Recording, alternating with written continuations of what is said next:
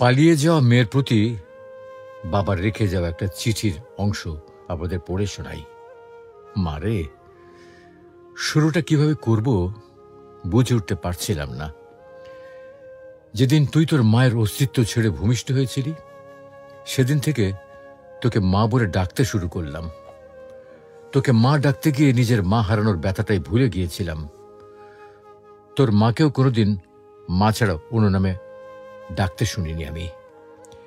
বিদ্যালয়ে প্রথম দিন শিক্ষক তোর নাম জিজ্ঞাসা করেছিলেন। তোকে মা বলে ডাকতে ডাকতে তোর ডাক নামটাও ভুলে গিয়েছিলাম আমি। আমি তোর নাম বলতে না পারায় সবাই আমাকে নিয়ে হাসছিল। তাই চিঠির উপরে তোর নামের জায়গায় মা লিখেছি। হঠাৎ করে তুই এভাবে চলে যাবি, বিশ্বাস কর আমি একেবারে বুঝতে পারিনি। ছেলেটা যেদিন বাইরে ব্যাগ হাতে তোর জন্য অপেক্ষা করছিল, কখন তুই দরজা খুলে বাইর হয়ে আসবি, আমি তখন ভেতরে বসে স্রষ্টার কাছে প্রার্থনা করছিলাম আর কতটা ভালোবাসতে পারলে তুই আমাকে ছেড়ে চলে যাবি না। তুই ঘরে বসে ভাবছিলি আজ যেতে না পারলে ছেলেটার কাছে তুই ছোট হয়ে যাবি। আর আমি কি ভাবছিলাম জানিস? আমি ভাবছিলাম তুই চলে গেলে সমস্ত পিতৃ জাতির কাছে আমি কি করে মুখ দেখাবো। জানিস মা, তুই তোর 3 বছরের ভালোবাসা খুঁজে পেয়েছিস, কিন্তু আমার জীবন থেকে যে 20টা বছরের ভালোবাসা হারিয়ে গেছে তা তোকে কিভাবে বুঝাবো। মারে, প্রত্যেকটা বাবা জানে রক্ত পানি করে গড়ে তোলা মেয়েটা একদিন অন্যের ঘরে চলে যাবে। তারপরেও একটু কৃপণতা থাকে না বাবাদের ভেতরে।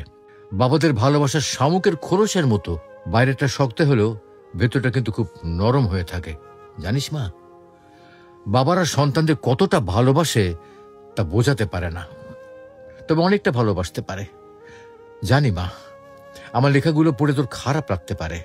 কি করবো বল, তোরা তো যৌবনে পা রাখার পর চোখ, কান, নাক সবকিছুর প্রতি বিবেচনা করে প্রেম করিস। কিন্তু যেদিন জানতে পারলাম তুই তোর মায়ের গর্ভে অবস্থান করছিস, সেদিন বুঝতে পারিনি তুই কালো হবি না ফর্সা হবি, ল্যাংড়া হবি না বোবা হবি। কোনো কিছুর অপেক্ষা না করি তোর প্রেমে পড়ে গিয়েছিলাম, তাই এত কিছু লিখলাম।